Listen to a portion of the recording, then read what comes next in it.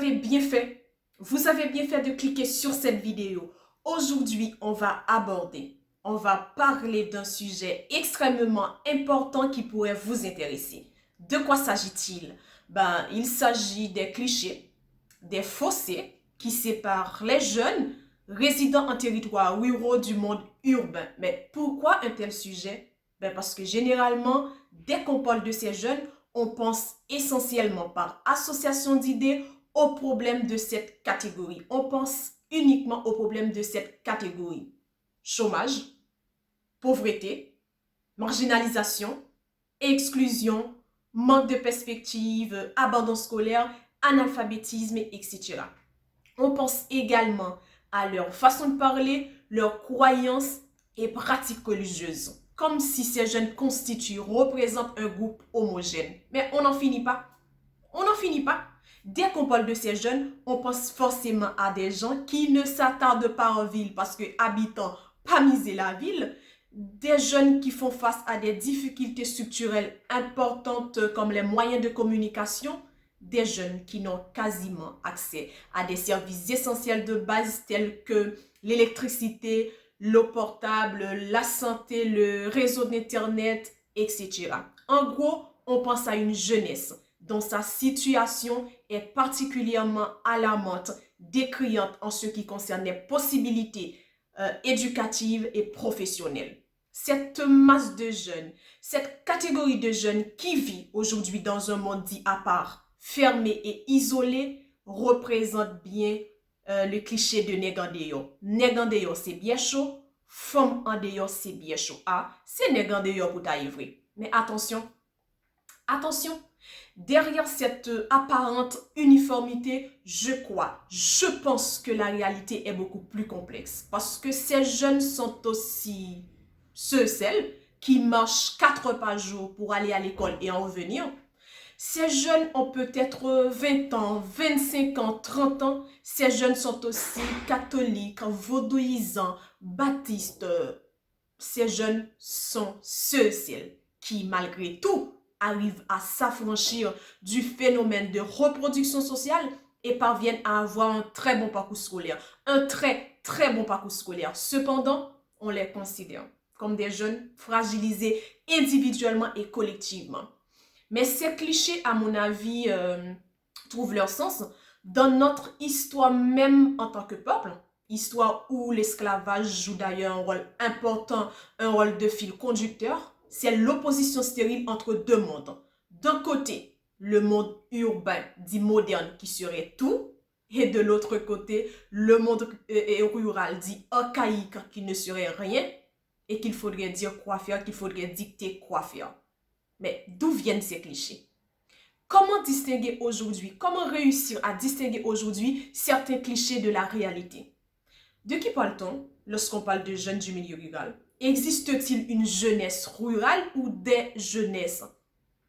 Pourquoi certains jeunes parviennent-ils à avoir un très bon parcours scolaire et pas d'autres? Peut-on parler de chance? Quelles sont les causes et facteurs de leur invisibilité? Aujourd'hui, on va parler de tout ça avec James Osney, né à Marsucrin, section communale de La Gonave. Il est étudiant actuellement en sciences politiques à l'Université de Montréal. Bonjour James et bienvenue dans cette aventure. Bonjour, c'est pour moi un plaisir d'être avec vous pour parler du rural, pour parler de l'urbain. J'espère qu'au terme de ces échanges, de cet entretien, les internautes, les abonnés de votre chaîne seront satisfaits de ce qui sera dit.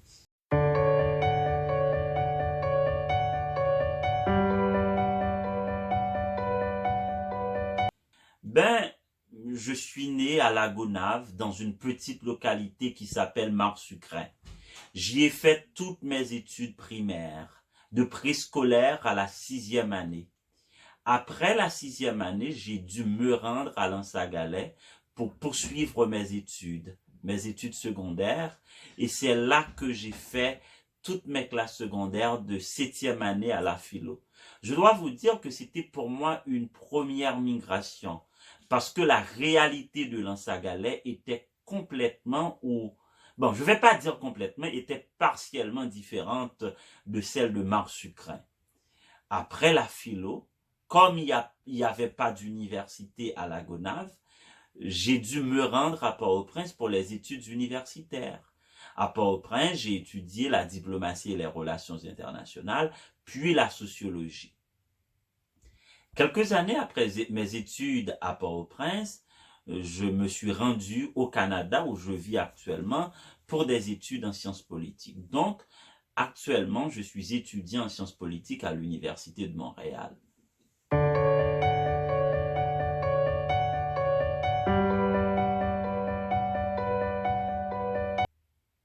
Je ne sais pas de qui on parle, parce que je ne m'adhère pas à ces clichés.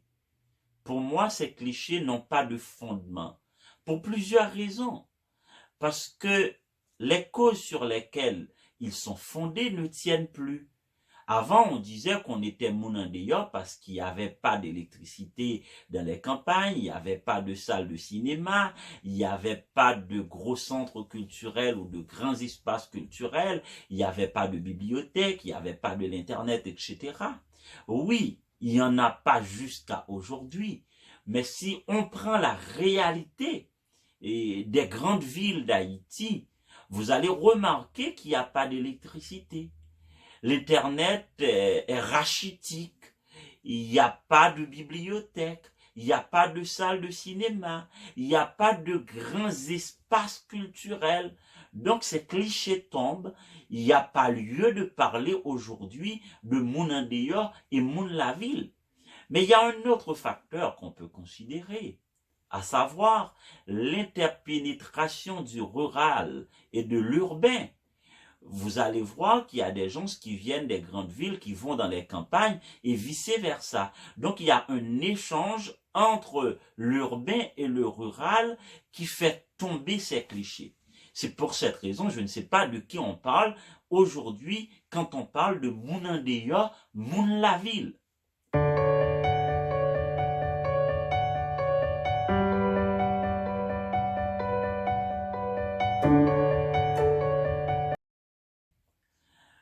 Pour moi, cette question est liée à la précédente. Un jeune est bien chaud parce qu'il y a des informations qu'il n'a pas ou qu'il ne connaît pas. Parce qu'il vient d'un milieu reculé du pays, on prétend qu'il est coupé de certaines réalités. Par exemple, quand je suis arrivé à Port-au-Prince, on pouvait me parler d'Albert Mangonèse. Je ne savais pas qui c'était.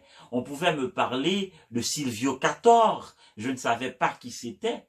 Et on pourrait me poser des questions relatives aux grandes marques qui sont à la mode, marques de voitures ou de vêtements. Et si je ne savais pas, donc je suis un nègre indéa. Donc voilà, ces clichés tiennent leur source du fait que certains jeunes des milieux reculés du pays n'ont pas accès à certaines informations ou à certains services.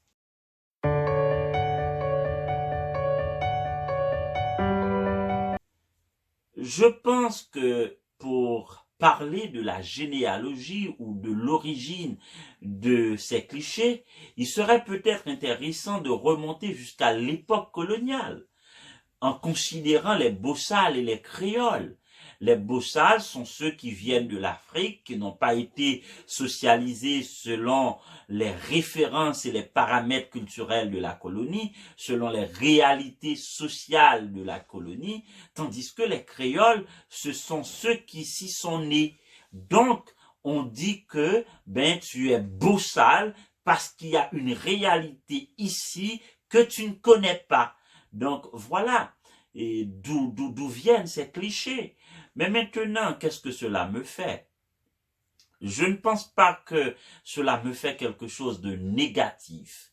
Toutefois, positivement, ça m'a fait quelque chose, dans le sens que ça m'a motivé davantage, sachant que je suis un nègre en dehors, sachant d'où je viens, il n'y a pas des services, je m'étais dit que je devais me battre davantage pour être compétitif par rapport à celui qui vient des grandes villes. Donc, ces clichés ont développé en moi un engouement de réussite, un appétit de réussite. Voilà ce que cela fait.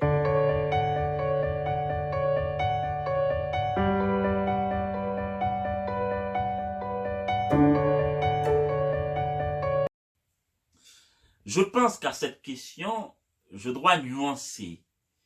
Parce qu'il y a un facteur de chance là-dedans aussi. Je vais prendre un autre exemple. J'ai étudié à Port-au-Prince, j'ai posé certaines actions dans ma vie qui ont abouti, et d'autres jeunes qui ont étudié dans les mêmes espaces culturels, universitaires avec moi ont posé ces mêmes actions et n'ont pas abouti dans leur démarche. Donc, en quelque sorte, il y a une part de chance là-dedans. Mais aussi, cette question m'invite à parler du capital culturel chez Bourdieu. Il y a des jeunes du milieu rural, des jeunes des provinces qui ont un capital culturel qui leur permet d'avancer. Par exemple, un jeune dont ses parents ont été professeurs, instituteurs. Donc, c'est pas la même chose, c'est pas la même réalité qu'un jeune où ses parents étaient des paysans, des gens qui travaillaient la terre.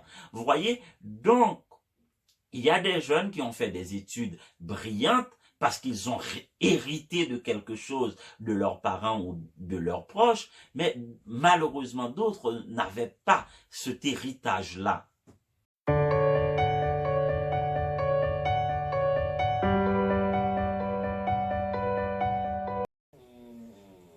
Cette question m'invite, Madame Joseph, à relativiser sur la question de l'environnement et sur la question de la réussite. Il faut savoir que la réussite est très subjective. Quand est-ce qu'on réussit? C'est la question qu'il faut se poser. Est-ce que c'est parce qu'on fait de grandes études? Est-ce que c'est parce qu'on a de l'argent? On a une maison, une famille? Ça, je ne le sais pas. Un jeune qui a été, par exemple, à Marsucrin avec moi, qui reste à Marsucrin, qui sert sa communauté, est-ce qu'il ne réussit pas sa vie? Ça encore, c'est une autre question. Mais maintenant, si on voit la question sur le plan professionnel, sur le plan académique, on va dire qu'il y a tout un ensemble de paramètres qui doivent entrer en ligne de compte. La discipline, la motivation, la résilience, la capacité d'aller jusqu'au bout.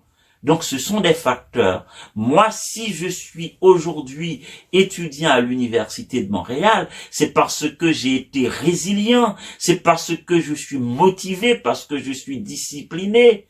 Dieu seul sait combien de fois j'ai pensé à l'abandon de mes études, parce que j'ai pu comprendre que la promesse de la mobilité que donne l'éducation, c'était un leurre. C'est pas toujours vrai.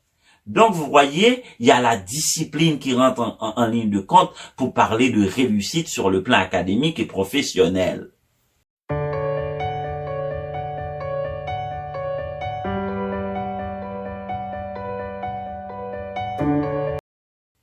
Oui, la réalité est totalement différente de ce qu'on dit, de ce qu'on véhicule comme cliché.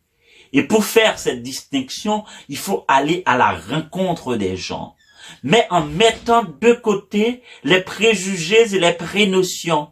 Il faut savoir que celui qui vient des milieux reculés du pays peut être éclairé, peut être éduqué et civilisé. Il faut lui parler. Il faut savoir comment il pense, qu'est-ce qu'il sait de ce qui se passe dans le monde. Parler aux gens. Généralement, moi, je mets de côté les jugements et les préjugements parce que ça permet d'avoir des conclusions hâtives et malheureusement qui obscurent la réalité.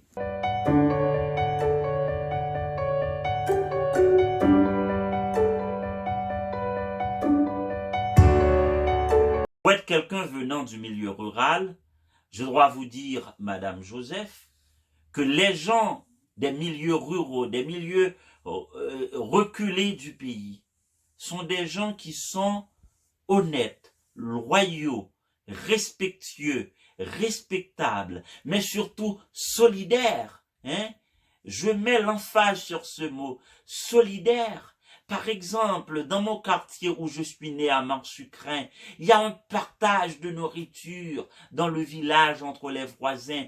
Tout le monde mange en une journée parce qu'on partage ce qu'on a. Mais aussi le respect. On m'a appris dès mon jeune âge à respecter les aînés. C'est fondamental. Tout le monde appelle, tous les enfants appellent, tous les aînés, tonton, ma tante, parce que c'est fondamental pour nous. Mais aussi la confiance. Par exemple, si vous allez chez quelqu'un, vous lui demandez de vous prêter de l'argent, il ne va pas vous faire signer un papier, un contrat, parce que les relations dans le milieu rural haïtien est basée d'abord et avant tout sur la confiance. Donc il faut voir dans les gens venant des milieux reculés du pays, des milieux ruraux, des gens de confiance, des gens solidaires, des gens honnêtes, des gens respectueux et respectables, ayant le sens de l'honneur et de la dignité.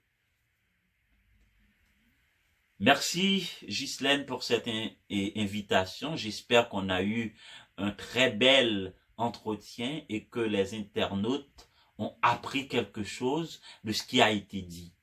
Merci beaucoup et c'est un plaisir pour moi d'avoir été avec vous.